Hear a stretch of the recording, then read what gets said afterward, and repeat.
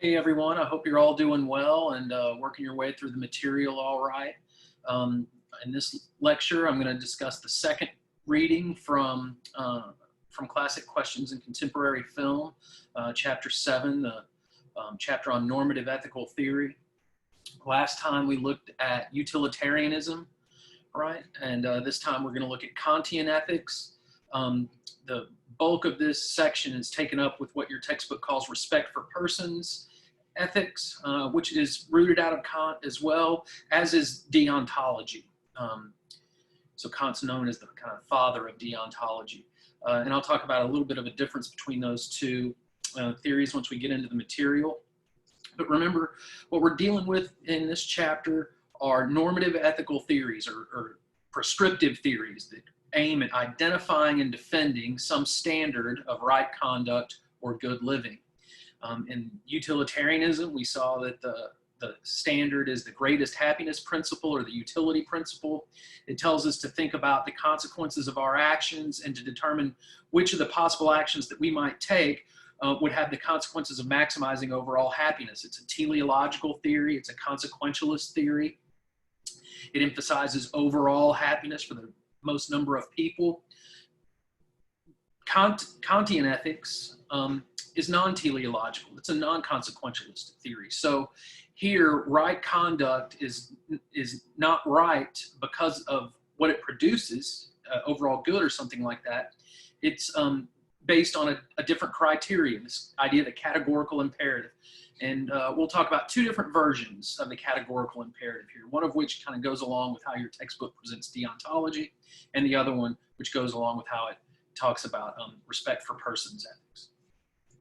Kant himself wrote in a way that seems to indicate that all of his different formulations of the categorical imperative were meant to like kind of mutually reinforce one another or at least be consistent with one another. But your textbook kind of takes a different tack on that. So it's just something to keep in mind. So let's get into this.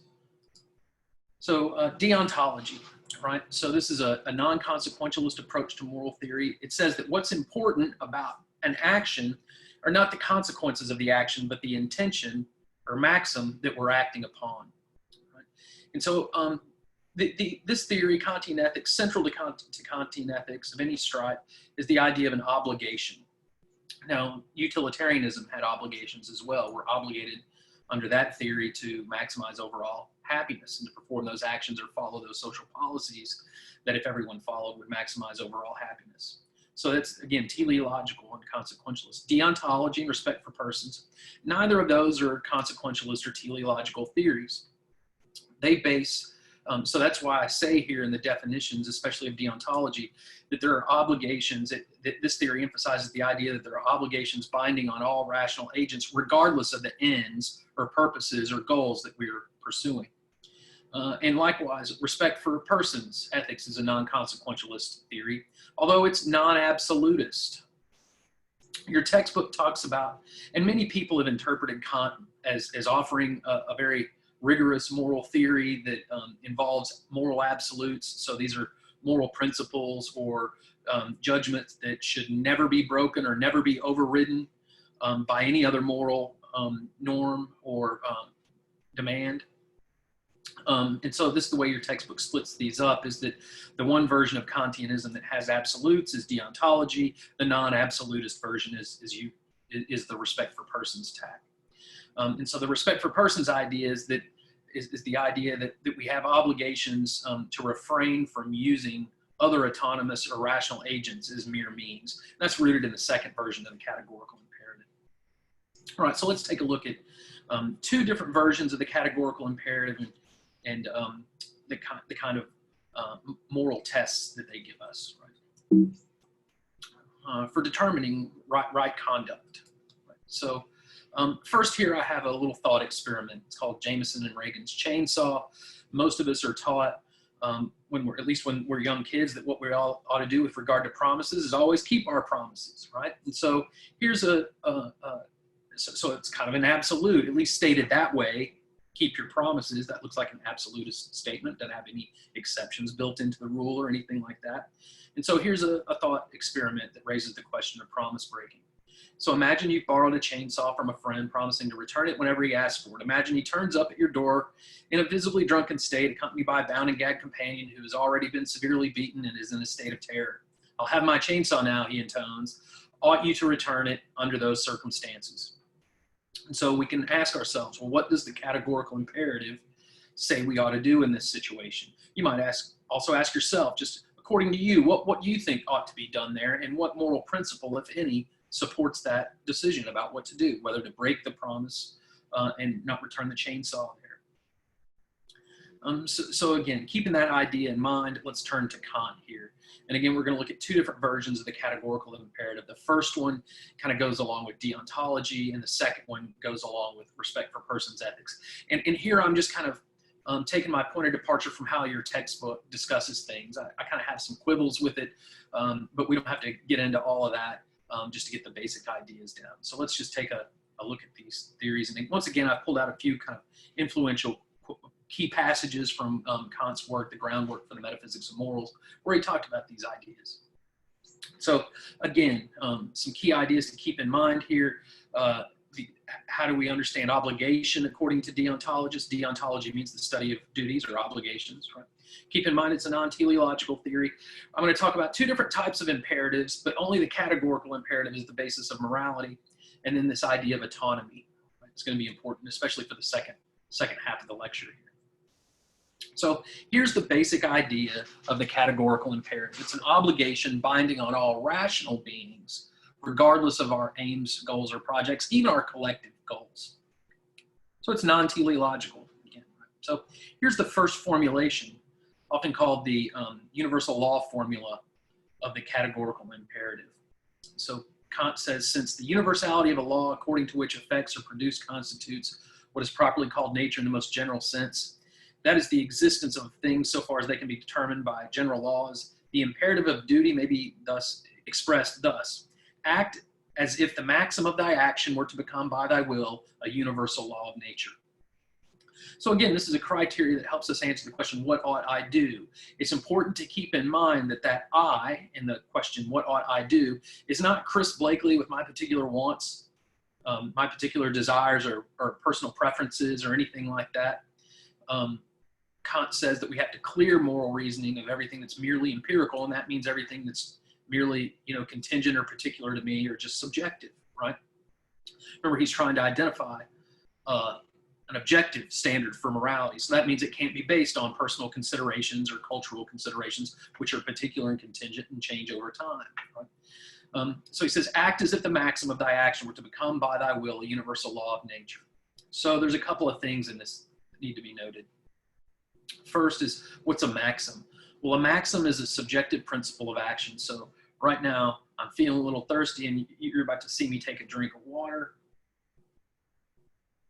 So according to Kant, every action enshrines some maxim, some principle for which we are acting. So when I am thirsty, I will take a drink of water. That's the maxim that was just underlying my action there. So a maxim, again, is just a subjective principle of volition or of action. We could talk about it just more plainly in the sense of what's your intention here? What are you acting for, and why are you doing?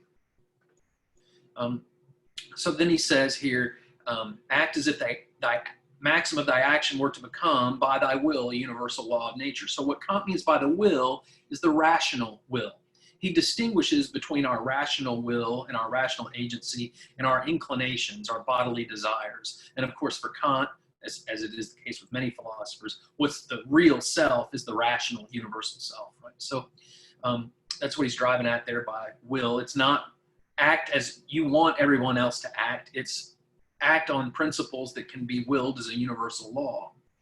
And so that's the second part, a universal law of nature. Well, something can't be a universal and objective law of nature if it contains contradictions. So what Kant is really saying here is that I'm only supposed to act on maxims that can be rationally willed as a universal law of nature without contradiction. So that means when I universalize my maxim, if it generates any kind of contradiction or irrationality, then that's that tells me it's morally wrong to act on that action. It's a prohibition, or it's impermissible to act on that maxims. I should only act on maxims that can pass this test, right? And so Kant gives us several examples of this. He gives 4 examples, and they're examples of duties, 2 different examples of duties to oneself, 2 different duties to others, and then this distinction between what he calls perfect duty and an imperfect duty. Perfect duties are like absolutes. So here's Kant's first example on empty promises. So he says, and so we're going to see him apply this first formulation of the categorical imperative here. So he says, another man finds himself forced by need to borrow money. He well knows that he will not be able to repay it, but he also sees that nothing will be loaned to him if he does not firmly promise to repay it at a certain time. He desires to make such a promise, but he has enough conscience to ask himself whether it is not improper and opposed to duty to relieve his distress in such a way. Now, assuming that he does decide to do so, the maxim of his action would be as follows. When I believe myself to be in need of money, I will borrow money and promise to repay it, although I know I shall never do so. So that's the maxim in this example. Now, this principle of self-love or of your own benefit may very well be compatible with your whole future welfare. So that looks like a utilitarian consideration there, right? But Kant's saying that's not what's important in morality. He says, but the question is whether it's right. He changes the pretension of self-love into a universal law, and then puts the question, how would it be if my maxim became a universal law? He immediately sees that it could never hold as a universal law of nature and be consistent with itself. Rather, it must necessarily contradict itself. For the universality of a law which says that anyone who believes himself to be in need could promise what he pleased with the intention of not fulfilling it would make the promise itself and the end to be accomplished by it impossible. No one would believe what is promised to him, but would only laugh at such assertion as vain pretense. So note 2 things there. We have the maxim, identification of the maxim of the action, and we have the universal formula, or the universal restatement of that maxim as a universal, and then we have the identification of a contradiction. And he mentions 2 different things there. The promise itself, right? The idea of a promise that you don't intend to keep is a contradiction in terms. It's not promises are just things that you intend to keep, right? That's the basic idea of a promise. And also, promise making for securing loans, right? So there's it would undermine the purpose of ever getting loans. If everybody made false promises all the time, no one would believe promises anymore, and promise making would cease to be a means that could actually work to guarantee a loan, right? Or to make a promise there. So it looks like on Kant's view, we always got to keep our promises. So go back to our thought experiment. On the face of it, anyway, it looks like Kant's saying that it's on you to return the chainsaw in that scenario. So we can get here a simplified universalizability test. This isn't the whole thing. It's a little bit more complicated than this. But for our purposes and intro to philosophy, this will suffice as an entry point here. So first, identify the maxim of the action. And I have 2 examples of ways that you might put that. In order to blank, I will blank. So in my example earlier, in order to quench my thirst, I will take a drink of water, or I will take a drink of water in order to quench my thirst, right? Now recast that maxim as a universal law of nature governing the conduct of all rational agents. Everyone, in order to quench their thirst, everyone will take a drink of water, or everyone takes a drink of water in order to quench their thirst. Notice it's not like a promise that I don't intend to keep there. So it looks like we got a maxim there that passes the universalizability test there. So we don't have any contradictions. If we did generate a contradiction when we universalize the maxim, then again, we have a duty not to act on that. A perfect duty, as Kant would say. And so that looks like it gives us an absolutist version of a Kantian moral theory there based on the first formula of the categorical imperative. Well, let me back up here a second. So you could, as a fun thing you might do here is take a look at the episode Morty Night Run of Rick and Morty and use the universalizability test on Rick's selling of weapons to an unethical assassin. He sells the maxim in that scenario is pretty well laid out clearly. He says that He's selling weapons to an unethical assassin in order to get money for entertainment. So that would be the maxim of his action. Now everyone sells money, sells weapons to an unethical assassin. Does that generate a contradiction? If everyone is selling weapons to an unethical assassin, that means all of us are going to be subject to being killed. It looks like we might have a problem there. So that's the simplified universalizability test. Again, Kant gives us the example of promise breaking and truth telling as examples of perfect duties. He also says that we have imperfect duties to contribute to other people's happiness. And we have a perfect duty not to kill ourselves out of self-love. So a certain kind of suicide then is outlawed, is morally impermissible according to Kant. That's the first way of thinking about Kant. Now, the main way that your textbook talks about Kant is the second way, the respect for persons ethics. So let's take a look at that. You might pause here for a second just to think about what we've covered so far and whether or not you've got any questions, and if so, write those down and either email me later after you see this, or post them in the discussion forum. All right, so here's the second version of the categorical imperative. And again, there are at least 3 of these in Kant's writing, depending on whether you count this other thing called the autonomy formula as one or not is an issue, but we'll just take a look at this second version. Let's call this the humanity or the end in itself formula of the categorical imperative. So he says, so act as to treat humanity, whether in your own person or in the person of any other, never merely as a means, but always at the same time as an end. What he means is an end in itself that is intrinsically valuable. So in Kant's view, it's not pleasure that's intrinsically valuable and pain that's intrinsically bad, like it was in utilitarianism. Notice he hadn't talked about happiness or pleasure or pain at all. He's just talking about whether we can universalize a maxim, and here he's talking about whether we're using someone as a mere means or not. So by humanity in this formula, Kant doesn't really mean just members of the Homo sapiens species. He's not talking about humanity in a biological sense. He's talking about it in a metaphysical sense. And what he means by that is rational personhood. Human beings, in fact, Kant thought what distinguished human beings from all the other living things is our capacity for reason, right? So again, we have obligations that are binding on all rational agents, and we have obligations to rational agents. Here, it's pretty clear what my obligation is. I'm required to refrain from using another rational agent as a mere means. So he says, again, treat humanity, what he means by that is rational agents, whether in your own person or that in any other, never simply as a means, but always at the same time as an end. Well, the key thing here is merely as a means, right?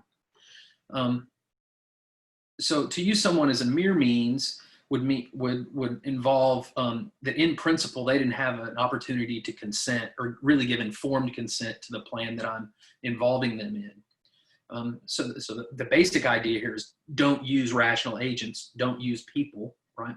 But there's a way in which you and I are both using each other right now. You're using me to get information and towards a college degree, and I'm using you to get a paycheck, right? At least in some ways there. But notice that that's something we agreed to do, right? First of all, so it's not like we were forced into it. We had an opportunity to decide whether or not to go to college, and I had an opportunity to decide whether or not I wanted to take the job, right? So that's a key element in this. So it's not that you can't do things with other people, right? Or get a benefit from acting with another person. It means that you can't use them as a mere means, right? So we'll come back to a pretty clear example of using someone as a mere means here in just a second. So here's a little bit more to fill out that second formula, the categorical imperative. He says non-rational, so think animals or things, right, have only a relative value as means, and they're therefore called things. So that's just instrumental value, right? Rational beings, on the contrary, are called persons because their very nature points them out as ends in themselves, that is, as something which must not be used merely as a means, and so far, therefore, restricts freedom of action and is the object of respect. These, therefore, are not merely subjective ends whose existence has a whole worth for us as an effect of our action, but as objective ends, that is, things whose existence is an end in itself, an end, moreover, for which no other can be substituted. So I mentioned two kinds of imperatives earlier. One of them is a hypothetical imperative, but it's conditional. It's if I want to achieve some end, then I will perform some means. I'll take certain means to achieve that end. So if I want to clean my white sheets, but I want to keep my white sheets white, I will necessarily refrain from washing them with things in color in them. But if I want to make pink sheets or red sheets, I'm going to throw a red sweater in there with them, right? So again, that's based on just me wanting to achieve a particular end. That's hypothetical imperatives. Kant doesn't deny that there are hypothetical imperatives. It's just that oftentimes they conflict with duty in a moral sense. So that's what we really have to watch out for in Kant's view, is that morality, duty, often requires us to do things other than what we might happen to have an inclination to do or desire to do. Notice nowhere is he talked about morality being based on our desires. It's about being based on our rational will here, in our respect for intrinsically valued rational agents. So another key thing in this passage is he mentions restrictions on freedom, right? And we're always worried about a liberty limiting principle. In utilitarianism, we saw that that was the harm principle. In respect for persons ethics and Kantian ethics, the categorical imperative performs both roles. It tells us what we can do, but also what we ought not do, and therefore tells us what are justifiable restrictions on our individual freedom. Because the idea is that if I have certain freedoms, other rational agents have those same freedoms as well. They're supposed to be reciprocal, right? And if they don't have certain freedom, if it's not justified, then it has to be rooted in the categorical imperative. So the categorical imperative here is saying that I'm free, but I'm not morally free, right, to use others as mere means. It restricts what I can do to another agent without their informed consent. And there is an issue. By consent, Kant doesn't mean just they utter the phrase "I agree" or something synonymous with that. It has to maintain their rational autonomy, right? So in other words, it doesn't look like I can give informed rational consent to sell myself into slavery, for example, because then that would be treating myself like a mere thing. Right? I can say I agree to do it, but Kant's point is that I'm undermining my rational dignity, and therefore that's what's supposed to restrict my actions there. So your textbook puts the normative standard for respect for persons slightly differently, but here it is. They use the example of Horton hears a who, so the who's are little rational agents, right? They're not recognized as such by everybody, but then Horton is worried about them. Right?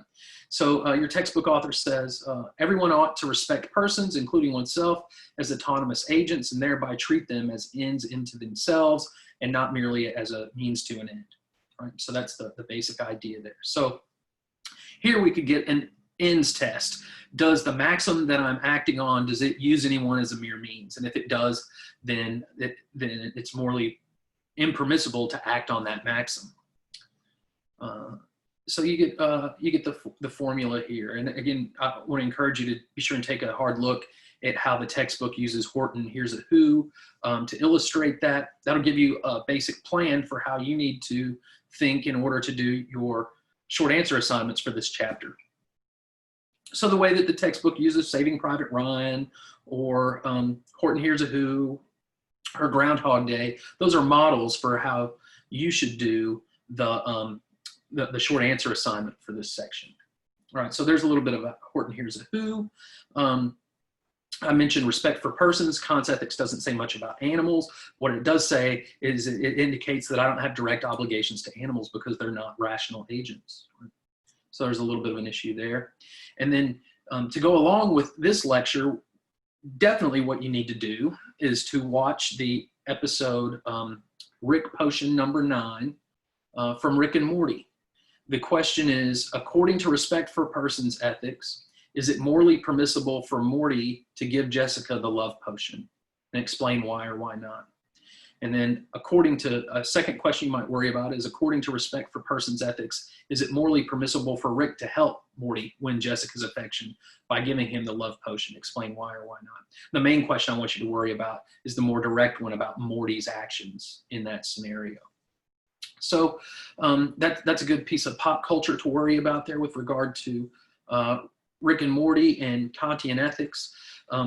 So the distinction that your textbook makes here is that deontology looks moral absolutist and respect for persons looks non-absolutist. My one little quibble there is that it looks like I'm, supposed to at least be absolutist in the sense that I'm not treating others as mere means, or myself, right? So a little bit of a quibble there. And on the other side, I also think that Kant says some things where his idea of a perfect duty has some wiggle room in it as well. He says that if we were in a world where everyone had good intentions, everyone would have an absolute obligation to keep their promises and always tell the truth. But we don't live in a world where everyone has good intentions, and some people want to use my honesty or promise keeping as mere means. So it looks like maybe there's some wiggle room around a absolutist interpretation of Kant in regard to deontology there. All right, so that's a little bit on deontology and respect for persons, both rooted in the categorical imperative. Again, that's the idea of an obligation binding on everyone, right? All rational agents, right? So again, contrast that standard for moral consideration with that in utilitarianism. It's not about being a sentient being in Kantian ethics, it's about being a rational being. So if I was rational, but couldn't experience pleasure or pain for some bizarre physiological reason, people would still have obligations to me and I'd still have obligations to them. All right, so then let's just wrap up a little bit there with some criticisms of deontology. So again, some people have taken that absolutist interpretation of Kant to be a good reason to reject that. They want to say that, look, even though that there are very rigorous moral norms, that they can be overridden by other moral norms in different circumstances. We have the problem of conflicting duties, moral dilemmas. That looks like a contradiction, right? It's true that I ought do X, and that it's true I ought not do X. That looks like a logical contradiction. That could pose a problem for deontology. So remember, contradictions aren't supposed to be true, and here we would be worrying about moral contradictions, right? I mentioned the worry about excluding animals and other sentient beings because they don't qualify as persons under Kant's view. We also have this idea of the moral do-gooder objection. So many of us probably think that I should not only do the right thing, but I should want to do the right thing. Well, under deontology, it looks like if I'm doing the right thing, but I'm doing it, I'm doing what I'm obligated to do, but I'm begrudgingly doing it. I don't really want to do it. I still get full moral credit for accomplishing the duty, for fulfilling the duty, but that looks like it's a weird thing, right? People ought to be praised for doing good because they want to do the good thing and actually do it. And then there's the paradox of deontology that poses a little bit of a problem, right? So here's how the utilitarianism looks really good at taking account of problems that involve numbers of people. Kantian ethics, not so much. What if violating the rights of one autonomous agent would protect the rights of many others? So how is it that the deontologist or the respect for persons theorist might address that problem? It looks like, and this is the answer that some have given, including Nozick, who I mentioned here at the end in one of the slides, is he says that, look, there's just side constraints that that prohibit us from using like one person as a mere means in order to get everybody else that survives them being used as a mere means as to get everybody else a benefit. So on a Kantian view, if you had a society, a bunch of Kantians, you're not really worried about trying to make everybody happy. You have to contribute to other people's happiness sometimes, but you get discretion about how to do that. Whereas utilitarianism, it looks like I've got to, give up a lot of my expendable income and stuff like that to alleviate harm in the world. Whereas on Kantian system, I can be fairly restrictive. We might end up with more people dead or more poverty than you would in a utilitarian society in that regard. And so here, just to, one little last thing by way of conclusion, consider John Stuart Mill. Remember, he's our utilitarian. Remember, he offers a criticism of Kant's theory. So just real quickly here to wrap things up as a final point, let's take a look at this. He says, when Kant propounds the fundamental principle of morals, so act that the rule of conduct might be adopted by all rational beings, he virtually acknowledges that the interest of mankind collectively, or at least of mankind discriminately, must be in the mind of the agent when conscientiously deciding on the morality of the act. Otherwise, he uses words without meaning, for the rule even of utter selfishness could not possibly be adopted by all rational beings, and there is any usurpable obstacle in the nature of things to its adoption cannot be plausibly maintained. To give anything meaning to give any meaning to Kant's principle, the sense that must be put upon it that we ought to shape our conduct by a rule which all rational beings might adopt for the benefit of our collective interest. So what Mill's saying here is that although Kant claims that he's not really offering a teleological theory or a consequentialist theory, in order to put any meat on the actual obligations that we have to at least be implicitly assuming some kind of collective interest on the part of people. So maybe there's a problem with maybe Kant's theory really is teleological when it purports to not be. Right, okay, and so that's a little bit about Kantian ethics, two different flavors of Kantian ethics there, deontology and respect for persons. Again, be sure you read the chapter thoroughly and go back and watch that episode of Rick and Morty, Rick Potion number 9, and do the study sheet on that in preparation for short answer assignment due at the end of this chapter. It'll be your last one for the semester. We're getting close to the end here. And again, if you have any questions, please shoot me an email or post them in the forums. I hope y'all are all safe and doing well and making the best out of the situation that you can. We'll talk to y'all soon. Bye-bye.